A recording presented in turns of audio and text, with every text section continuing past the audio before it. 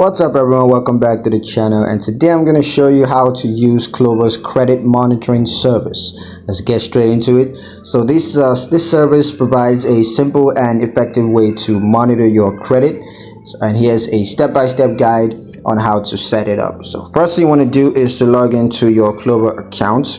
You can do that on the mobile app, or you can do that on the website with your computer.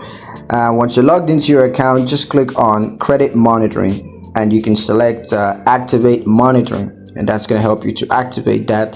And here you can view your credit monitoring dashboard, and this dashboard shows the status of your credit monitoring, and you can monitor your credit reports and financial accounts for suspicious activities.